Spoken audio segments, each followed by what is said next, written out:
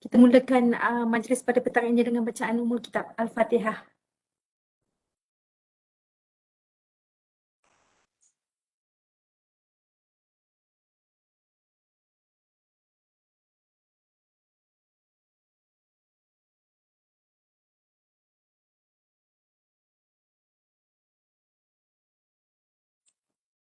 Okey, yang saya hormati Profesor Madya Dr. Nur Hazarina Hashim, pengurusi Sekolah Pengajian Siswazah merangkap penceramah pada petang ini.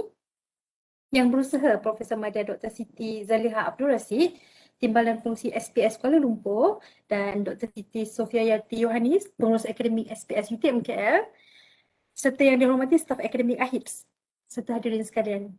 Sebagaimana kita semua sedia maklum, pada pertemuan petang ini adalah bagi mendapatkan gambaran secara ringkas apakah itu FLC. Yang melalui sedikit carian saya, FLC merupakan satu kaedah transfer kredit berdasarkan pengalaman pembelajaran terdahulu. Okey, tanpa membuang masa, kita teruskan majlis dengan sesi perkongsian dari yang lebih pakar dari saya, Dr. Hazarina, tentang tajuk apakah itu FLC. Dipersilakan, Doktor. Okay, terima kasih. Assalamualaikum warahmatullahi wabarakatuh kepada semua yang hadir pada petang ini. Saya nampak ada lebih kurang 51 orang di sini. So pada petang ini kita akan bercakap dan mendapatkan sedikit maklumat tentang pelaksanaan FLC.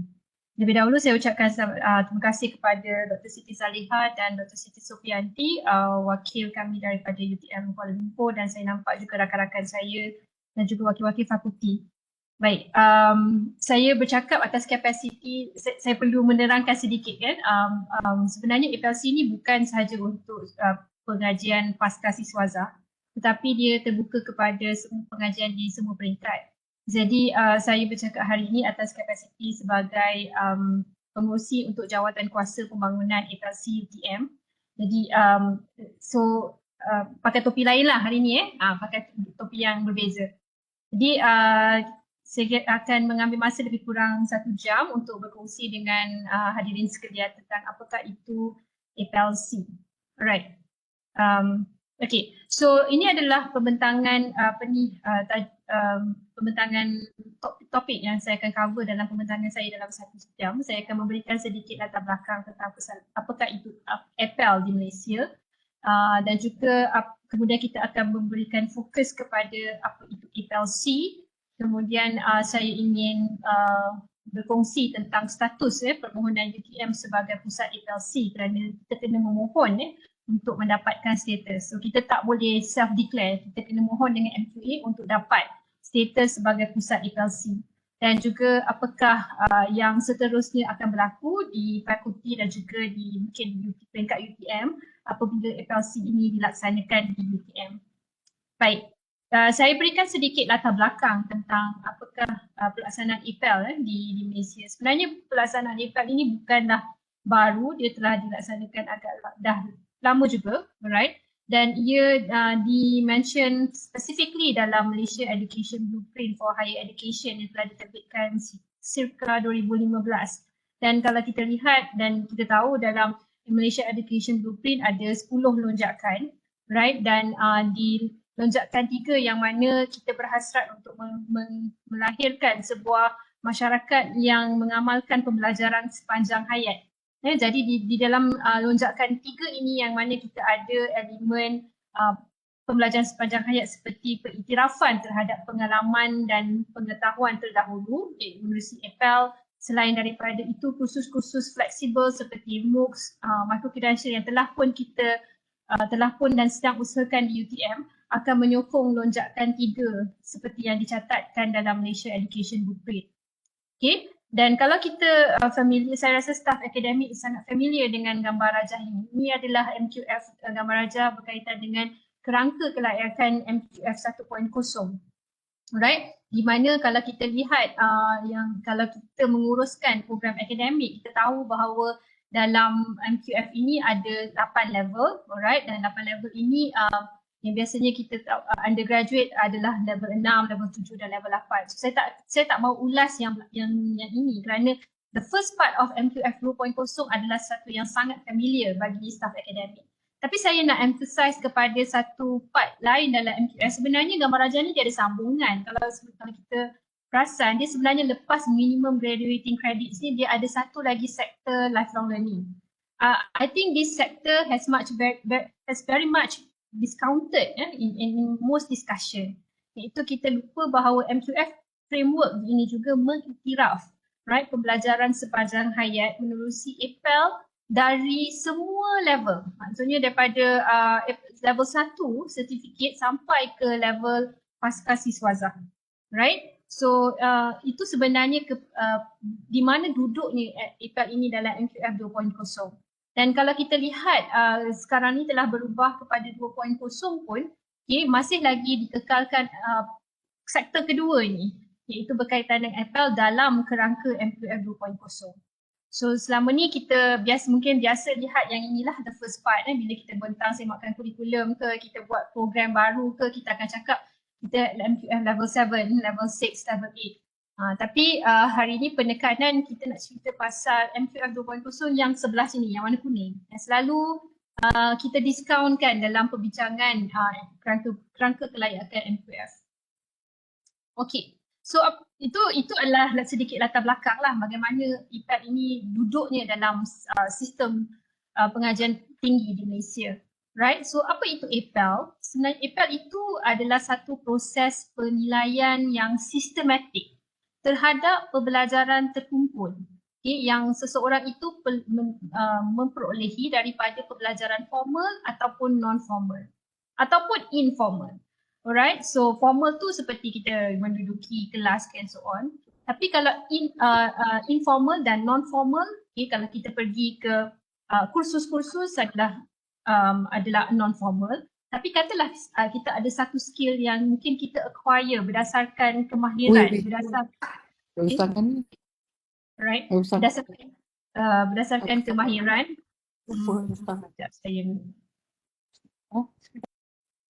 Okay.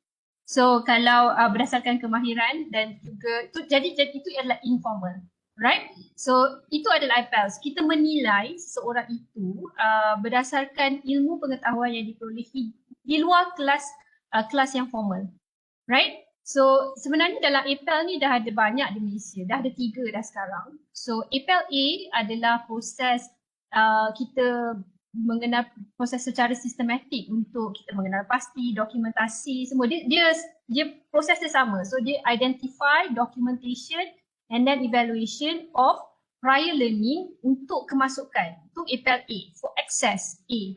Dan di UTM kita memang pusat APEL A di bawah Fakulti Teknologi dan Informatik Razak. So Razak adalah pusat APEL A. Dan nak dapat APEL A ni pun bukannya terus boleh self-declare. Fakulti Razak perlu membuat permohonan dan bila dah lulus tu MQA mengiktiraf Fakulti Razak sebagai salah satu pusat APEL A lah. Right? Dan kita sekarang sedang berusaha untuk ke APEL C, iaitu satu proses yang sama juga bersistematik untuk identify, document dan evaluate pengalaman terdahulu untuk mendapatkan pindah kredit dan bagi khusus dalam program yang sedang diikuti. Right? So yang terakhir adalah dan baru saja dalam sebulan lepas dibuat taklimat berkenaan dengan APEL Q, iaitu proses untuk identifikasi dokumen, dokumentasi dan penilaian pembelajaran untuk terus mendapat penganugerahan kelayakan akademik. Right? So sebab somebody itu mungkin disebabkan oleh pengalaman yang sangat tinggi, maka dia mungkin dah boleh capai level diploma.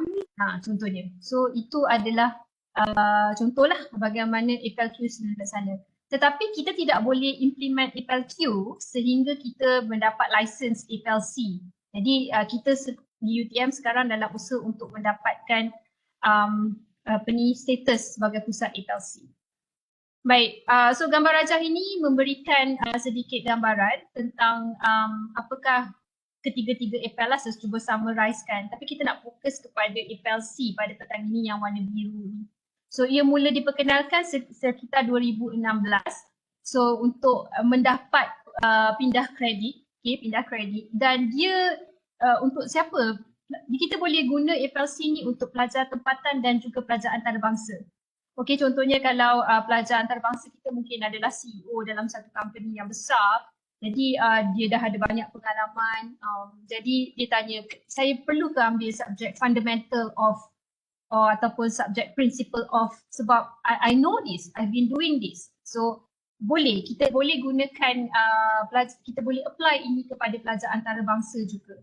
So dia boleh mohon, so pelajar tempatan dan pelajar bukan luar negara. Kemudian pelajar yang siapa yang boleh buat FLC ni adalah IPT yang mendapat kelulusan NQA, yang ini yang kita sedang dapatkan, right? Dan sebenarnya pada 2016 dah ada 4, tapi sekarang ni list dia kalau kita tengok dalam NQA dah ada lebih kurang 30 IPT mendapat status FLC ini. Okay, jadi dia bagaimana kita nak bagi dia transfer credit itu saya akan terangkanlah melalui peperiksaan. Dia perlu melalui peperiksaan dan mereka boleh mendapat pengecualian pindah kredit maksimum 30% from EPEL. Okay, ini saya akan terangkan lebih detail lah. So ini tadi pelaksanaan tentang EPEL, sedikit dia punya historical ataupun chronological implementation of EPEL. Daripada mula dibuka dan mula dibentangkan berdasarkan dasar kemasukan terbuka dan Akta NQA pada 2007. So berlaku beberapa series lah pelaksanaan EPEL ini. So ini tadi saya dah berikan tadi iaitu UTM adalah pusat EPEL sekarang di bawah FETIR. Okay, dan kalau kita layari laman web epel.utm.my kita dapat maklumat lah tentang bagaimana FETIR mengendalikan kursus-kursus, sebab untuk dapat APLA ni dia ada kursus, kemudian kita akan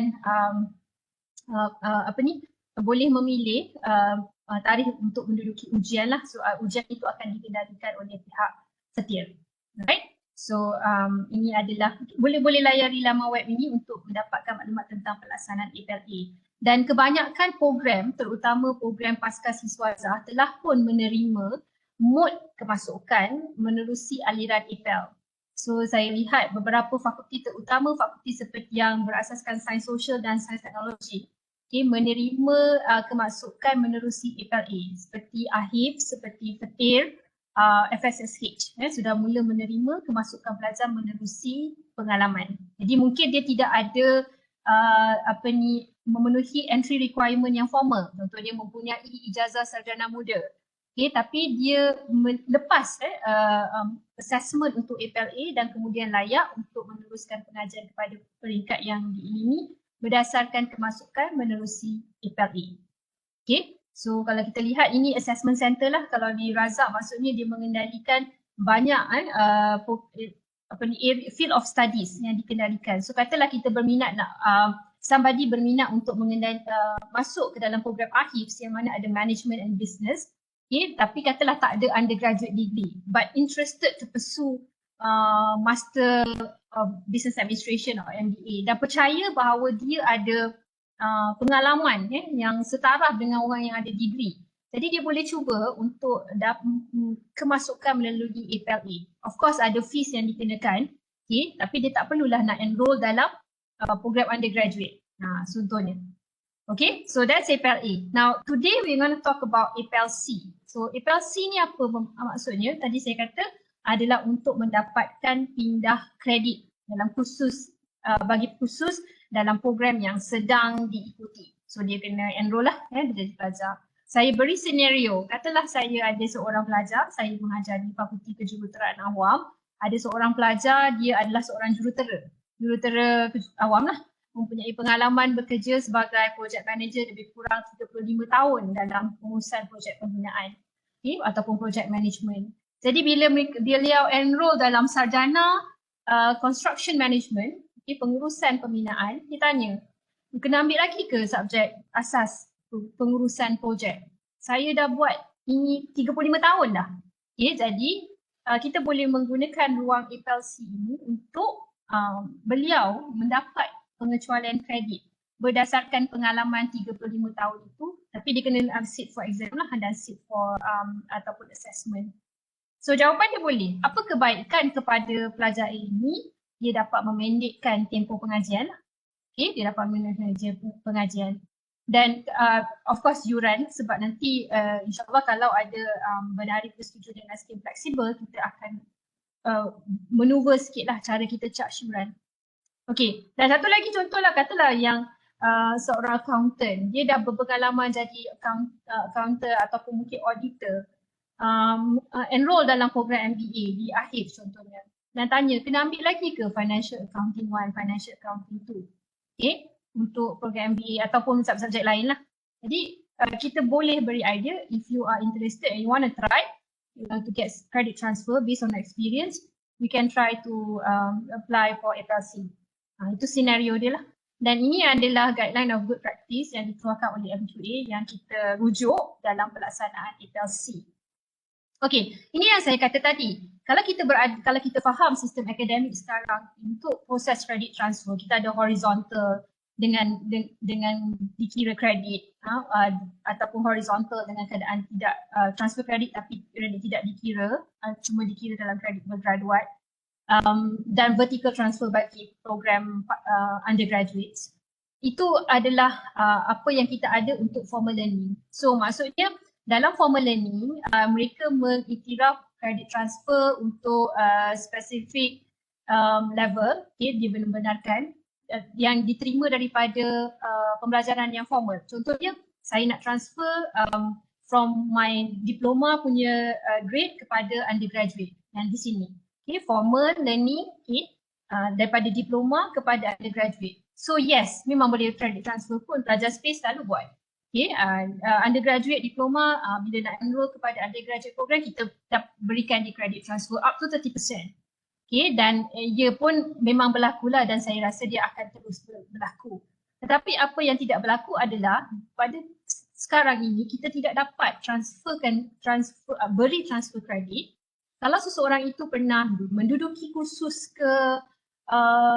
yang dianjurkan contohnya oleh IBM, ataupun dia pernah menjadi officer ataupun pegawai yang mengendalikan isu itu secara rutin selama berpuluh-puluh tahun, kita tidak dapat memberikan dia transfer kredit berdasarkan pengalaman dan pengetahuan dia. Tetapi pada tahun 2016 menerusi FLC, kita boleh buat, kita boleh mengiktiraf pengalaman dan pengetahuan dia yang diperolehi daripada pembelajaran non-formal ataupun informal learning. Itu yang berlaku dalam FLC. So apa kebaikan dia? Of course dia mengiktiraf pembelajaran yang diperolehi daripada pengalaman daripada kursus-kursus pendek yang diikuti. Dia juga mungkin dapat mengurangkan proses pembelajaran berulang, dan dia juga dapat menggalakkan kemasukan calon dewasa lah ke dalam program pendidikan tinggi, dan of course mengurangkan masa dan kos bagi pelajar-pelajar tersebut. Now saya pasti bila saya menerangkan tentang FLC itu nampak macam cantiknya dan mudahnya pelajar ni untuk dapat credit transfer. Dia sebenarnya tidak.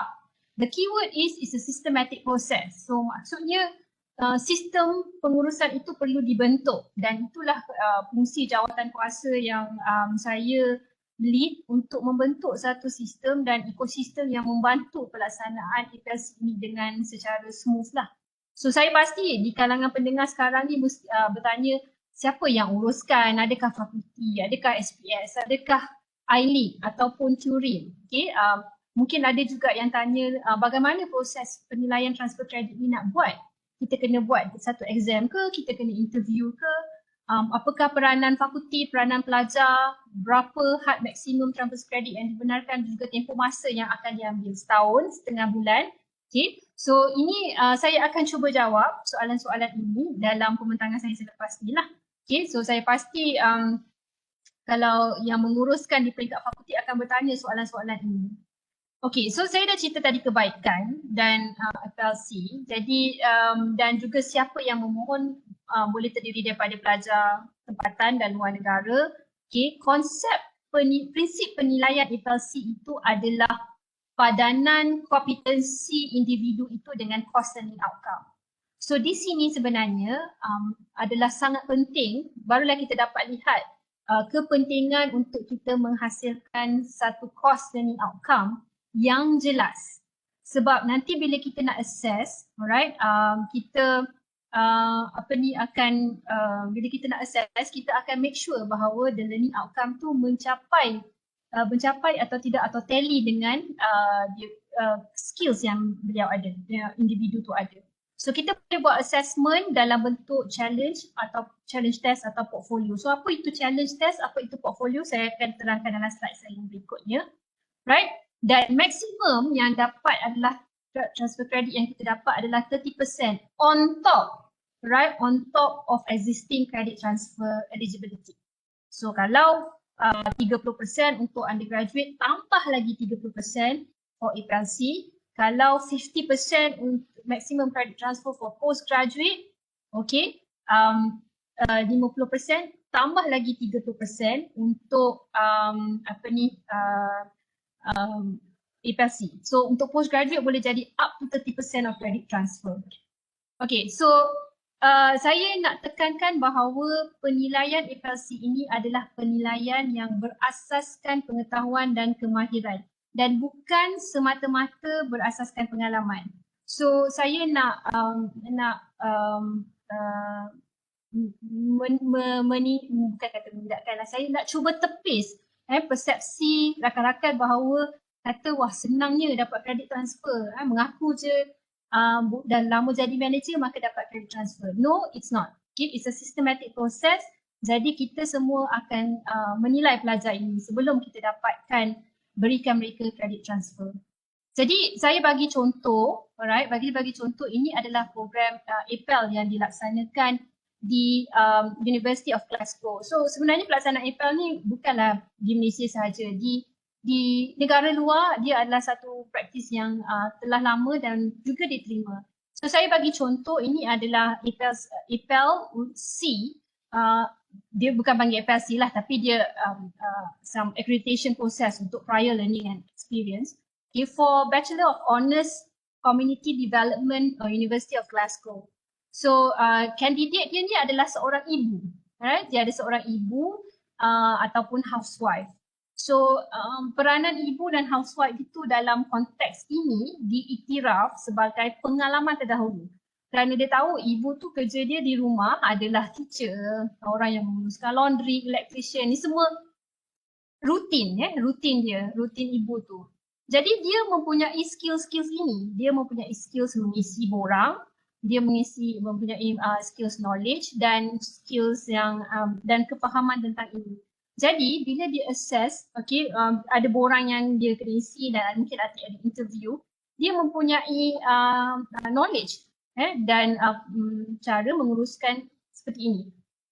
Okay, so that has been practiced overseas. Now kita bawa kepada satu contoh yang lebih dekat yang mana telah dilaksanakan di UiTM. Okay, so UiTM ini contoh candidate, okay, dan dia berminat untuk melanjutkan pelajaran dalam Bachelor of Music Performance with Honours. Okay, beliau ini adalah seorang singer, pelakon, okay, juga director, berumur 35 tahun. So dia nak masuk Bachelor Music Performance. Okay, mungkin dia tak ada kelayakan untuk masuk degree ini. Dululah melalui kelayakan formal.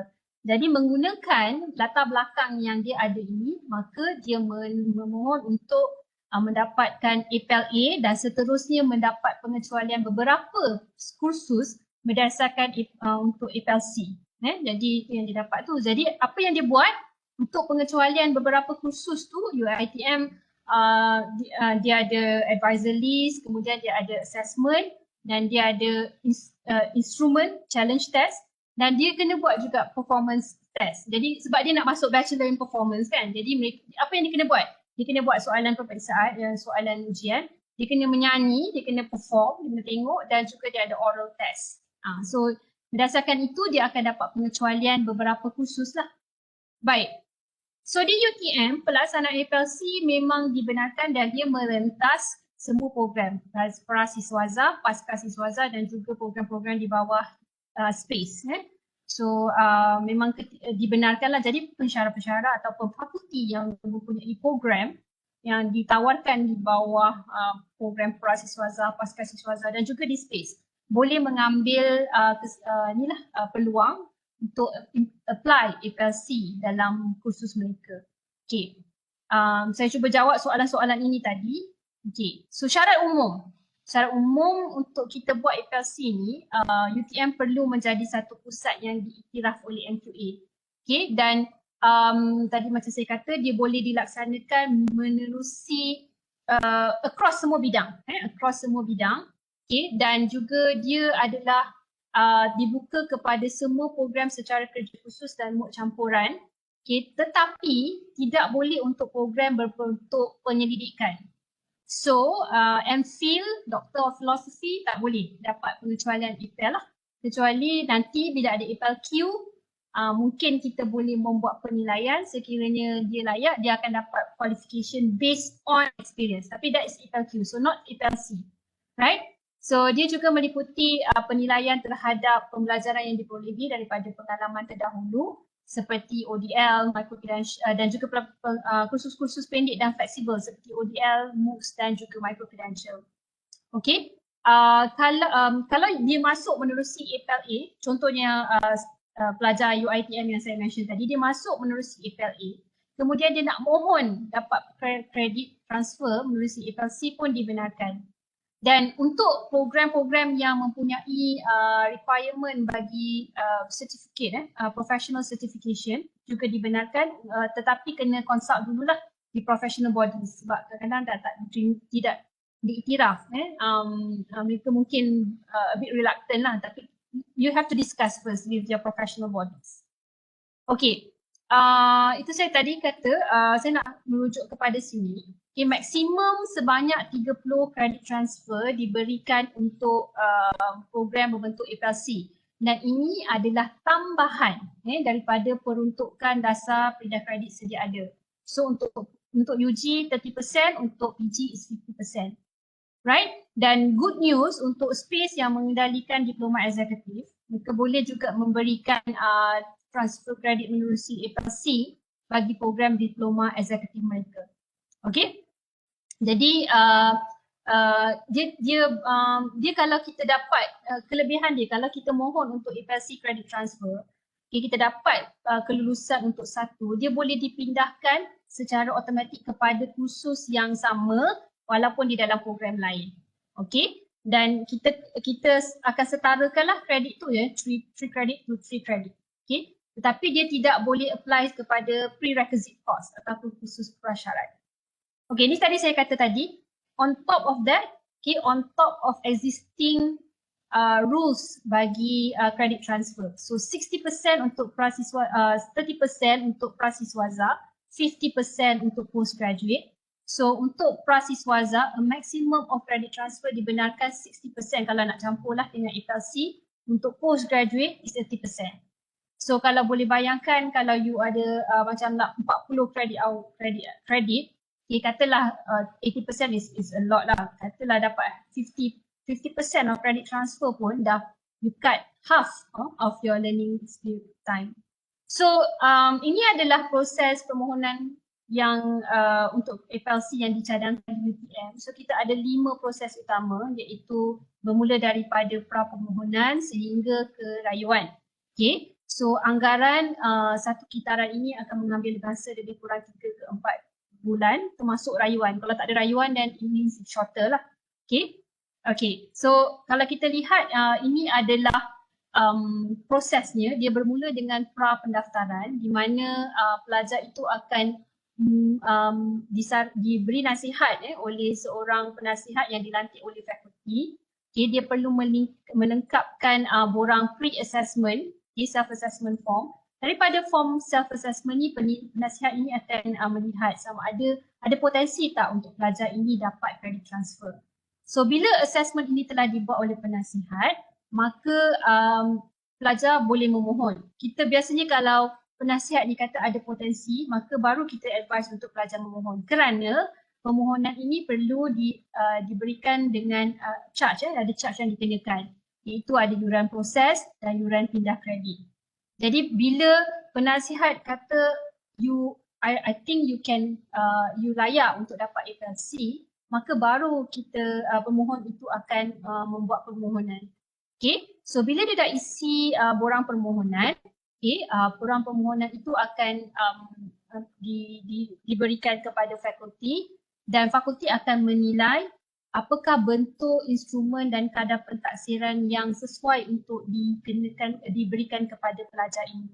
Okay. Untuk dia layak dapat FLC, pelajar mesti lulus sekurang-kurangnya 50% of the course learning outcome.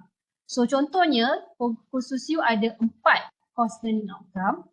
You kena lulus sekurang-kurangnya untuk setiap 4 tu kena lulus 50%. Okay, you ada 4 kan, jadi course learning outcome 1 kena lulus 50%, course learning outcome 2 kena lulus 50%. Right?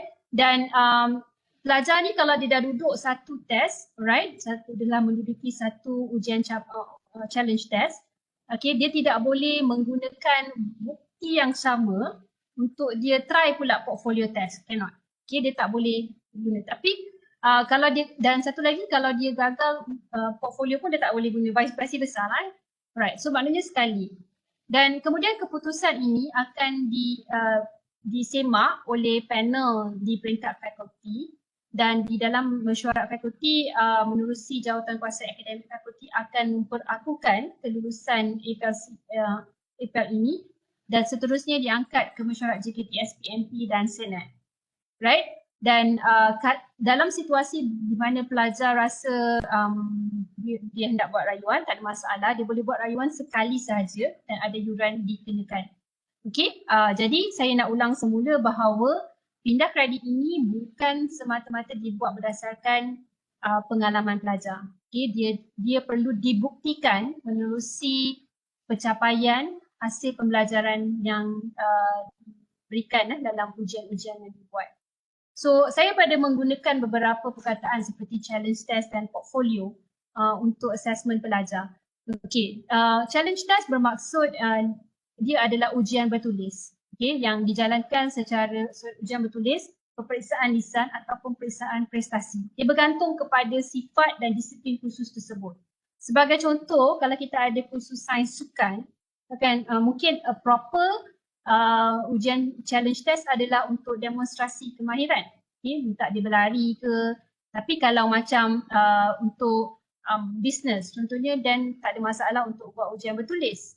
Okay, mungkin juga nak buat interview.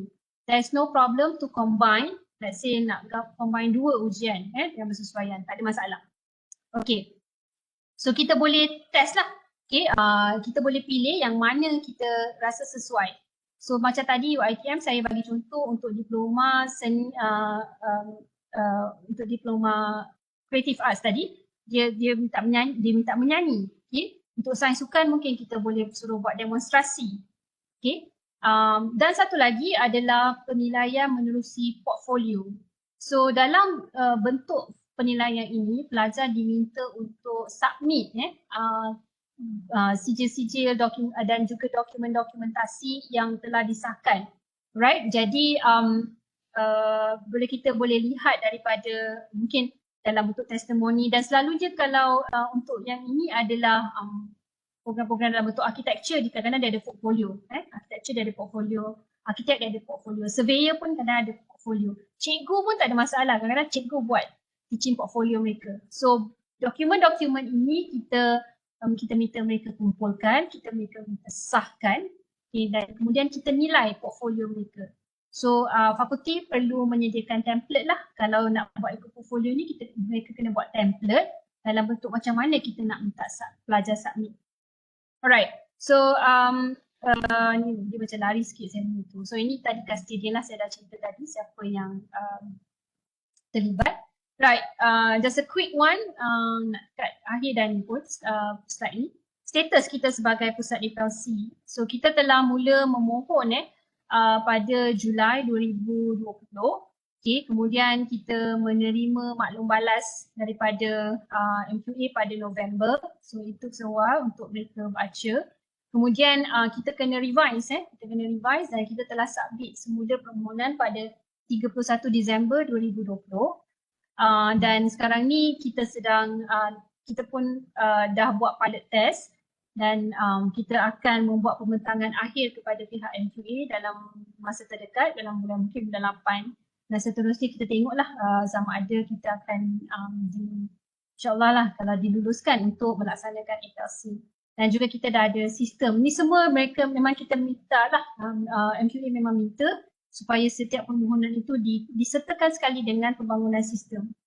So kalau kita lihat dah sampai sinilah, so sekarang ni saya nak bentang, kita akan bentang kepada ahli panel penilai.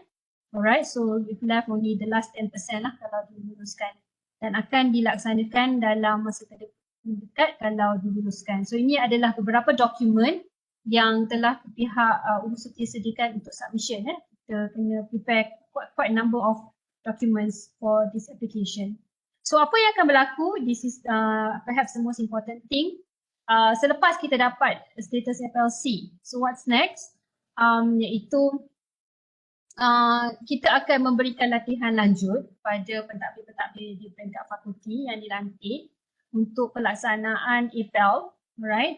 Dan juga kita akan kita dah draftkan beberapa training untuk individu yang terlibat sebagai advisor, sebagai assessor dan juga sebagai pentadbir untuk APLC di UTM. Sebab kita memang kena sediakan dokumen capacity building pun dalam permohonan kita. Dan akhir sekali adalah dari segi pengurusan di peringkat fakulti, saya rasa dalam masa terdekat bolehlah difikirkan untuk diwujudkan jawatan kuasa. Dan selain daripada itu, poin nombor 2 dan 3 ni paling penting sekali, iaitu fakulti dah boleh mengenal pasti kursus-kursus yang berpotensi untuk dilaksanakan dalam bentuk FLC. Kenapa saya kata memang sebenarnya semua kursus boleh layak untuk diberikan FLC kalau pelajar memenuhi syarat lah. Tetapi pelajar perlu, tapi fakulti perlu ada instrumen dia, kena bangunkan instrumen test dia. Fakulti kena ada bangunkan rubrik semua. Jadi sebenarnya kalau nak start semua, I frankly say that this is going to be very ambitious lah. So mungkin select beberapa kursus yang kita rasa popular dan pelajar di bawah target market kita ni banyak yang boleh dapat credit transfer dan ingin memohon credit transfer.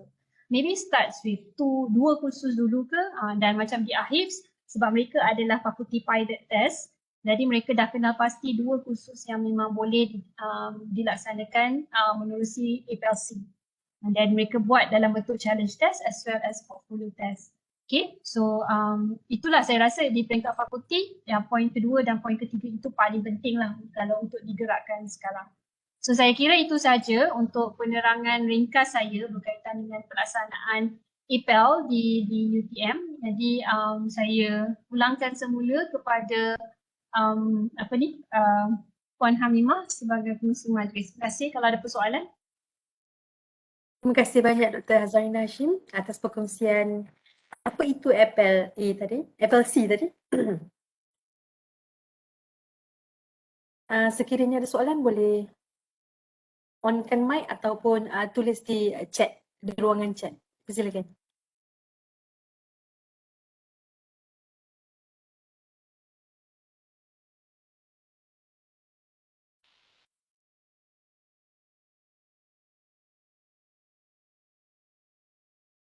Assalamualaikum, saya Fatimah daripada Fakulti Teknologi Razak UTM KL. Assalamualaikum Prof, saya ada satu soalan. Kami di FETIR ada program diploma eksekutif yang mana memang kita orang kena apply jugalah APLC. Jadi sementara tidak ada APLC ni, pelajar memang mengikuti kursus sedia ada lah, maksudnya pengajian seperti biasa. Jadi sebagai seorang pengurus, saya nak tanya juga, macam Prof maksudkan tadi ada persediaan dari peringkat fakulti. Cuma sekarang pengenal pastian subjek tu betul, saya setuju dengan Prof, mungkin kita boleh start sikit dulu, tak semua.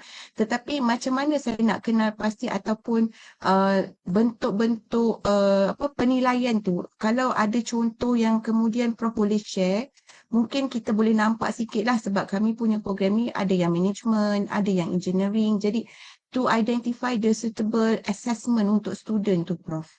Ada tak kaedah atau rujukan ke yang boleh bantu kami? Okey, Terima kasih Prof. terima kasih Doktor. Saya ke slide saya sekejap saya share balik.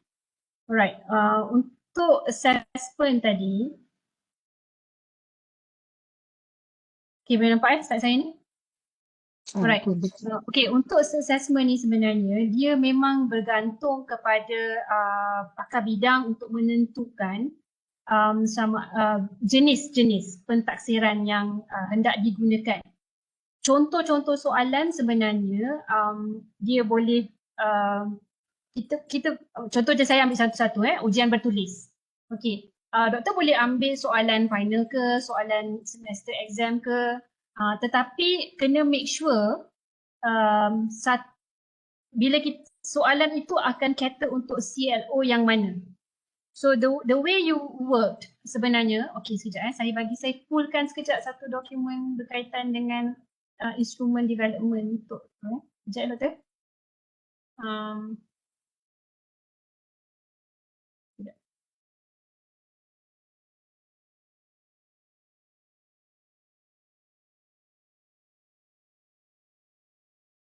Sebelum itu mungkin Dr. Siti boleh ataupun Dr. siapa dekat sini Norma Hazar kot boleh ceritakan pengalaman akhir development instrument untuk pilot project tu sementara saya pull the document from MQA tu.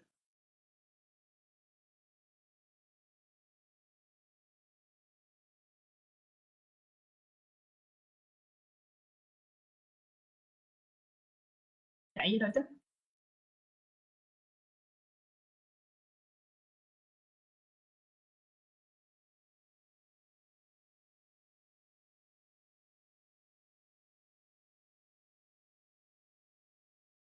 Dr. Nana panggil nama saya ke tadi? Kalau ada sampel untuk FLC punya challenge test by AHIPS. Okey, sekejap saya cari ya. Saya bagi contoh doktor saya dah pull ni. Sekejap.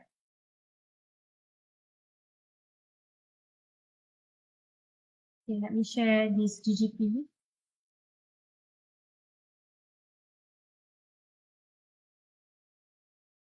Okay.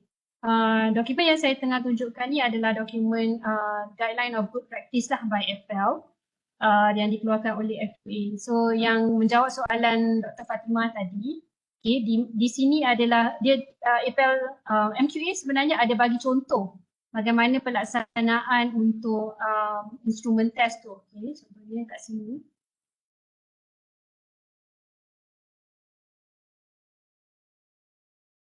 Ini self-assessment test.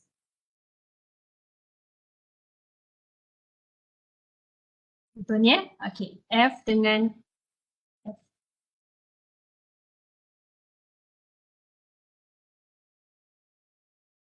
Okay, yang ini adalah portfolio, saya naik atas sekejap. Ini portfolio submission. Alright. Okay, so yang ini contoh contoh macam doktor tanya tadi, test. Nak buat test tu. Okay.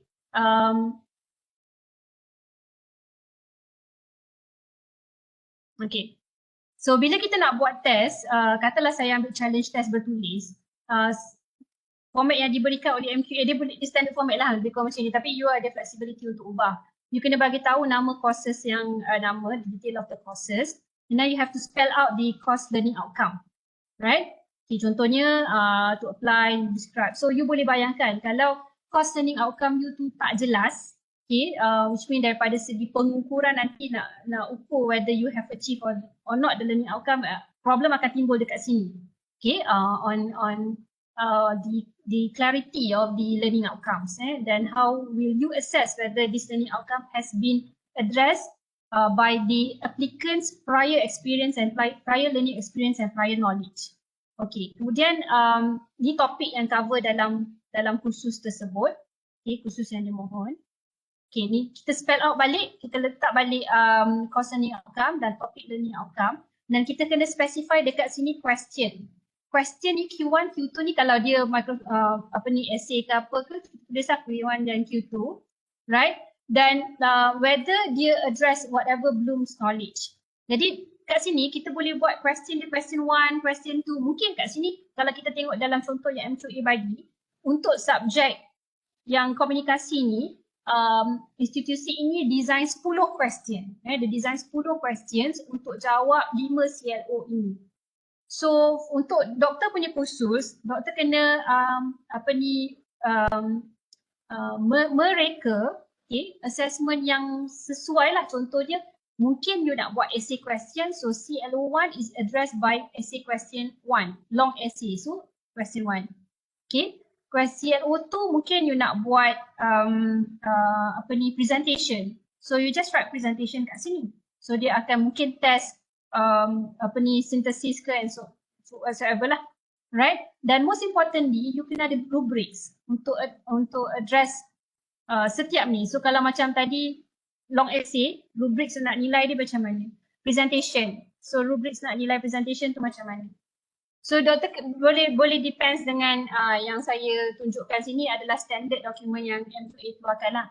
But the bottom line is dia memang beri utmost flexibility kepada faculty untuk design di challenge test. Portfolio pun sama, dia bagi juga flexibility untuk apa yang nak submit lah, apa supporting document yang nak submit. So itu kalau bagi contoh tu mungkin Ahibs ada contoh lah sebab saya tunggu mungkin Dr. Siti boleh share? Sekejap. Alright. Dia sebenarnya kita boleh assess sama ada melalui challenge test ataupun portfolio. Boleh dengar ke? Saya punya internet ni tak open strong sangat. Sama ada challenge test ataupun portfolio ya. Saya kongsi pengalaman Ahibs. Kita ada 2 kursus. Satu kursus kita assess menggunakan challenge test dan satu kursus lagi melalui portfolio. Macam mana kita decide sama ada challenge test ataupun portfolio? Bergantung kepada pengalaman pembelajaran pelajar tu. Contohnya macam kami untuk subjek Quality and Change Management, kita boleh nilai pengalaman mereka melalui ujian bertulis dan juga melalui oral test. Alright. Manakala untuk kursus New Venture Creation, New Venture Creation ni macam entrepreneurship lah. Dia macam kurang sesuai untuk bertulis sebab dia lebih kepada practical, hands on. Jadi kursus ni mereka submit dalam bentuk portfolio. Di mana mereka submit evidence yang boleh menggambarkan pencapaian setiap course learning outcome tu. Menjawab tak soalan doktor? Dr. Fatimah boleh? Saya rasa program owner yang lebih mahir bagaimana nak assess pengalaman pelajar tu yang boleh dapat transfer kredit. Alright. Jadi sekarang ni Prof, maksudnya untuk satu kursus tu dia boleh pilih sama ada challenge test ataupun buat portfolio. Dia bukan compulsory buat dua-dua. Betul. Dia boleh you Alright, as a program owner boleh pilih yang mana sesuai. Alright. So then the CLO should be the same as CLO yang kita letak dalam kita punya course information. Betul kan? Betul. Alright, understand. Terima kasih banyak Prof, Dr. Siti. Sama-sama. Ada soalan lain lagi ke? Silakan. Assalamualaikum. Assalamualaikum. Waalaikumsalam. Ni Dr. Khairuzan daripada SKA. Saya nak tanya berkenaan dengan penyediaan soalan tadi tu. Yang challenge test tu. Kalau professional punya examination macam project management institute PMI punya, dia ada objective question. Untuk APPEL ni dia benarkan tak untuk format macam tu? Dibenarkan doktor? Boleh. Boleh Boleh guna multiple choice, tak ada masalah as long as dia mengukur lah CLO yang dalam kursus tersebut.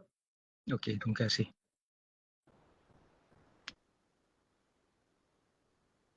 Dr. Haruzan, dia sebenarnya konsep dia sama je. Yang pentingnya mesti ada constructive alignment. Okey, noted. Satu lagi saya nak tanya, nak minta pendapat jugalah sebab saya adalah buat masa ni adalah interim coordinator untuk project management punya masters lah program. Ada juga kami memang saya dengan tim saya punya colleague lah cadang untuk dan dengan dalam SKA cadang untuk project management ni kita nak masukkan elemen APPEL. Jadi saya tak berapa familiar dengan APPEL ni sebelum ni. Jadi kalau untuk dalam kebetulan sekarang ni ada pindaan Ketah Kerja, macam mana saya nak masukkan dalam penerangan Ketah Kerja tu, saya nak masukkan APPEL A ke atau Apple C ke dalam saya punya pindaan kertas kerja tu? Okey, untuk semakan kurikulum, doktor boleh masukkan maklumat APLA dalam pindaan syarat kemasukan. Tapi tiada maklumat yang boleh dimasukkan untuk APLC dalam semakan kurikulum. Satu, kerana kita belum dapat status APLC. Kedua, fakulti kena pasti dululah khusus dan bangunkan instrumen dulu kalau nak dinyatakan. Satu, sebenarnya tak ada keperluan pun untuk mention tentang APLC dalam kertas kerja semakan kurikulum lah setakat ni. Tak tahu kalau nanti kalau kita dah dapat status, baru mungkinlah saya akan tanya SIDU kalau ada keperluan. Cuma APLA, doktor kena mention dalam syarat kemasukan. Dalam syarat kemasukan untuk pindaan kertas kerja tu, saya masukkan, saya sebutkan Apple dan kena sebut Apple A, spesifik. Ya, betul. Kena masuk, kena sebut A, admission. Okey. Maknanya sekarang ni kita masih yang kita cadangkan adalah untuk FA saja. Sebab Apple C ni kata nak akan dalam proses untuk kelulusan tak sempat. InsyaAllah kami dalam proses untuk kelulusan dah last stage pun, tinggal kami nak submit kepada MQA dan dapatkan tarikh pembentangan.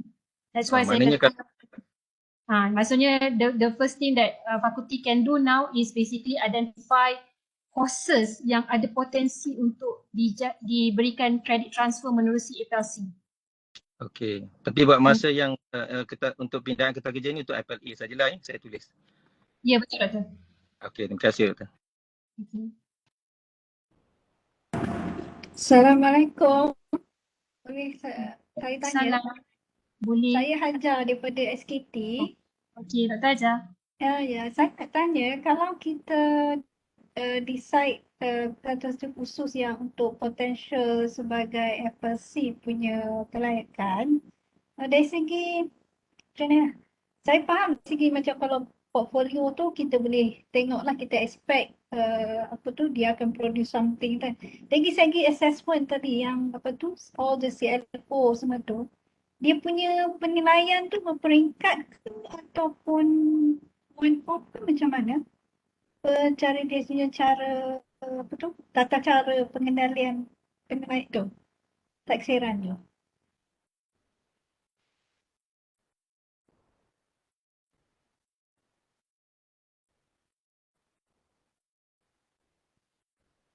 Okey, contohnya kalau saya rasa soalan Dr. Hajar adalah berkaitan ni. Okey, contohnya untuk satu kursus yang Dr. Hajar nyatakan tadi, assessment test yang nak digunakan adalah ujian bertulis sahaja. Okay, you merasakan bahawa dengan hanya membuat ujian bertulis, maka you dah boleh assess lah semua pencapaian CLO. Maka dia akan jadi one off lah sekali saja. Tapi katalah you wanted to do ujian bertulis, kemudian mungkin lepas tu you nak suruh buat demonstrasi, you boleh buat pada hari yang sama ataupun you boleh buat secara berperingkat lah. Dia akan jadi memerlukan aspek pengurusan bila mungkin numbers tu banyak. Okay, mungkin ada dedicated tarikh untuk buat test ni. Tapi kalau seorang mungkin you boleh settle 2 test dalam masa 2 assessment ni dalam masa 1 hari kan. So dia tak ada requirement doktor sama ada nak kena buat sehari ataupun secara berperingkat. Cuma kami suggest lah kalau boleh kita nak selesaikan dalam tempoh masa dalam 1 semester tu. Jadi bolehlah dapat student tu tahu status credit transfer dia. Boleh dapat ke tidak lah. Oh, okay. Tapi kita kena dalam kita punya dalam kita punya yang macam CI yang kita buat tu kena nyatakan kaedah assessment tu. Dalam CI kepada yang tadi contoh tu. Yang macam yang kan tadi kita kena bagi info tu kan. With all the CLO semua tu, and then kaedah assessmentnya pun kita kena nyatakan kita akan buat begini. Macam gitu ke? Betul doktor. Kita kena pasti. Contohnya sebab ialah kita nak menilai dia punya pengetahuan dan juga kemahiran dia lah berdasarkan pada satu khusus tu kan. Sebab selalunya dalam kita punya satu khusus tu kita ada on the knowledge content dan juga skill kan. Jadi kita nak assess kedua-duanya. Maksud saya nak assess knowledge dia dan juga skill dia lah.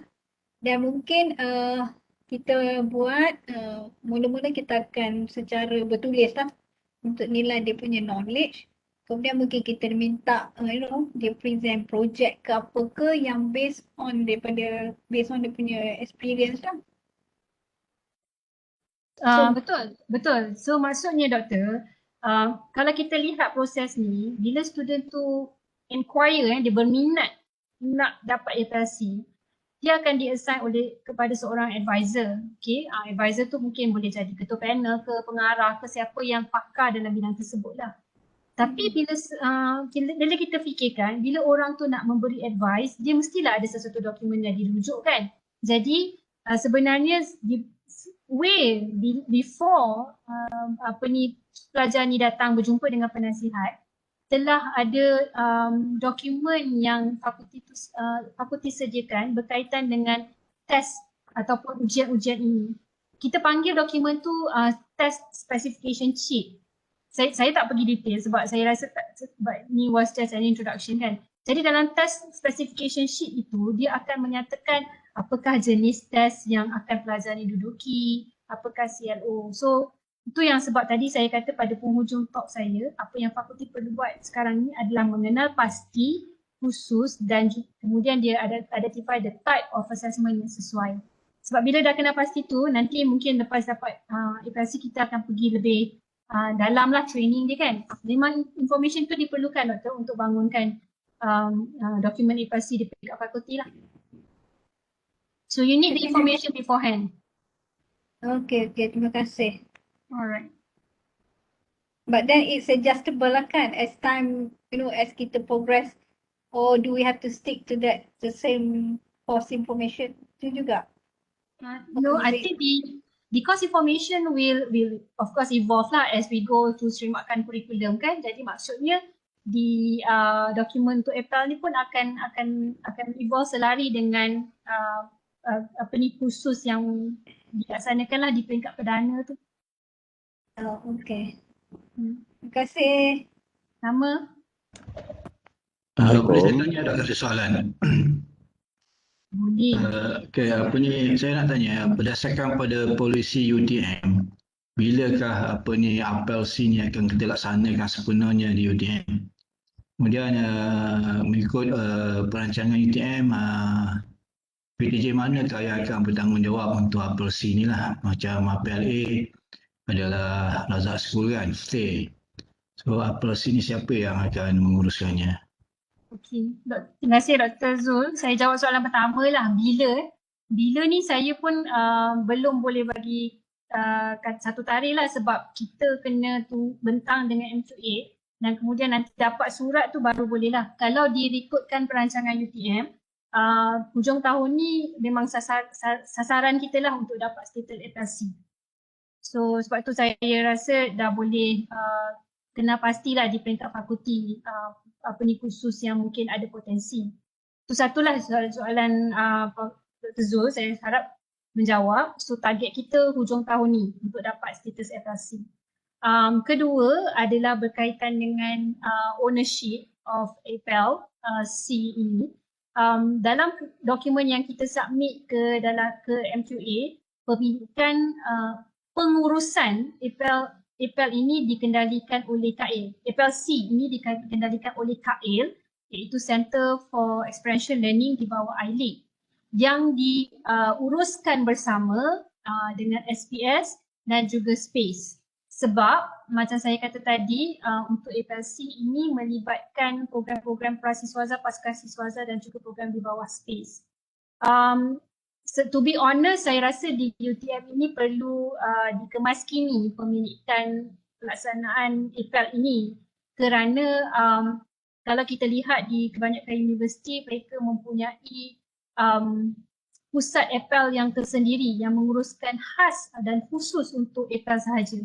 So untuk APEL C ini at the moment based on dokumen yang kita submit kepada MQA adalah pengurus dia adalah KAIL dan diuruskan bersama dengan SPS dan SPACE. Dr. Zul? Okay, terima kasih. Dr. Lena Rosnizam ni daripada SPACE. Boleh tak saya tanya satu soalan? Okey, Boleh. saya lebih kepada pelaksanaan lah kalau doktor boleh terangkan sedikit. Contohnya sebab kita tengok tadi untuk permohonan apel C ni mengambil masa lebih kurang dalam 3 ke 4 bulan macam tu kan kalau ikut dia punya flow lah. Jadi calon-calon yang nak mohon apel ni adakah dia perlu mohon untuk sajak yang diberi pengecualian kredit ni, perpindahan kredit apel C ni sebelum dia masuk sebagai pelajar. Sebab for sure mungkin sajak yang tahun 1 tu diorang tak boleh nak dapat lah kalau ambil masa tempoh yang macam mana dinyatakan tu kan. Mana tahun 1 SEM 1 kan. Atau macam mana sebenarnya dari segi perancangan penggunaan pelaksanaan apel ni sebenarnya. Untuk pelajar sama ada dia kena berstatus pelajar atau tidak, dia tidak disyaratkan lah. Kalau dia orang luar pun dia boleh mohon, dia nak cuba mohon, tapi of course lah kan, kalau dia berenroll, kita nampak motivation dia untuk dapat FLC tu mungkin kurang lah sebab dia tidak berdaftar kan. Tapi saya tak menolak kemungkinan ada juga individu yang macam tu, dia mungkin nak try berapa banyak dia dapat kredit transfer baru dia enroll lah. So yes, you can do FLC untuk pelajar yang even dia belum enroll tetapi dia merasakan dia nak simpan untuk enrollment dia later. Tapi ada jangka masa lah, jangka masa. Tapi memang kita dahulukan kepada pelajar dalam sistem. That's why dalam garis panduan yang kami bangunkan di sini, saya dah bentangkan draft pertama dan akan bentang draft kedua. Di sini dalam prosedur ni kita dah siap pun, kita menyarankan kepada fakulti untuk menyelesaikan urusan FLC ini pada pelajar selewat-lewatnya semester kedua pengajian. Jadi itu yang kita minta kalau boleh diselesaikan lah urusan kredit transfer ni. Sama macam kita menguruskan kredit transfer untuk program diploma ke undergraduate lah, Cik Rosnizam. Terima kasih Doktor untuk makluman. Jadi kan kalau saya di peringkat operasi, apa yang penting sebenarnya adalah saya nak tahu subjek lah. Jadi saya boleh, mungkin ketika minggu taklimat bersama pelajar tu, saya dah boleh cakap dengan pelajar. Okay, kalau you ada pengalaman yang berkaitan dengan subjek ini, kita boleh berikan keistimewaan untuk kredit transfer secara FLC.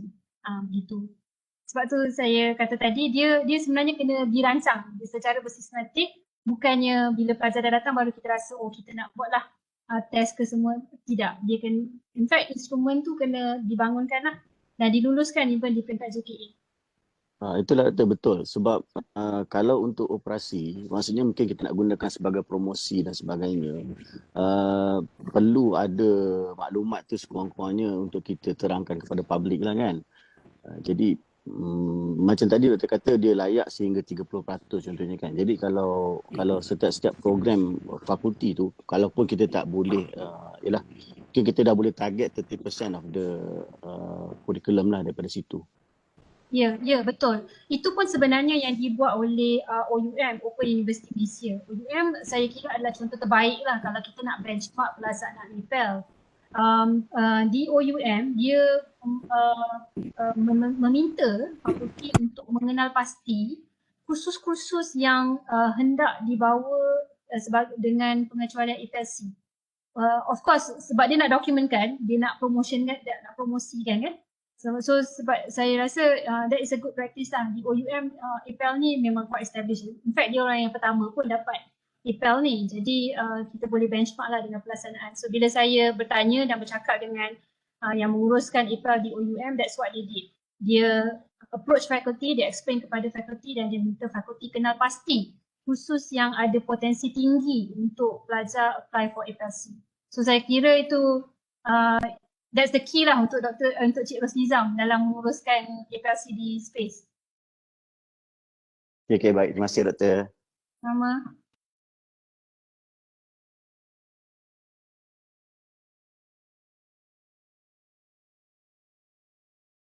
Ada lagi ke soalan?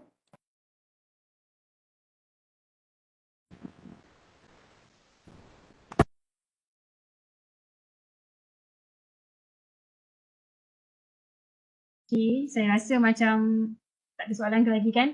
Tak apa. Hari ni saya rasa tu cukup Pak Hamimah. Saya Dr. kira Nazrina. sebelum kita nak tutup ni, saya cuma nak berkongsi dengan fakulti bahawa InsyaAllah kalau dimudahkan urusan, kita akan cuba untuk mendapatkan status ini. Dan saya kira the way forward untuk fakulti adalah pada peringkat sekarang ni dah boleh bersedialah dengan mengenal pasti kursus yang bersesuaian untuk memudahkan nanti pelaksanaan FS. Dan kami di peringkat jawatankuasa akan membantu dengan memberikan taklimat yang lebih khusus bila kita selesai mendapat status. Sebab insyaAllah dokumen-dokumen ini telah disediakan dan kita akan mula implement lah bila kita dapat status ini. So itu saja saya pulangkan kepada Puan Hamimah. Terima kasih. Dengan penjelasan terakhir itu tadi, maka berakhirlah sudah sesi perkongsian pada petang ini tentang apa itu FLC. Segala yang baik datang dari Allah dan yang buruk datang dari pihak kami. Saya sudahi dengan wabillahi taufiq wal hidayah. Assalamualaikum warahmatullahi wabarakatuh. Terima kasih. Assalamualaikum. Terima kasih. Terima kasih Dr. Hazarina. Puan Mima, boleh tak kita ambil gambar? Sebab kita kena ada evidence. Bila kita hantar dokumen ke MQA, kena ada evidence.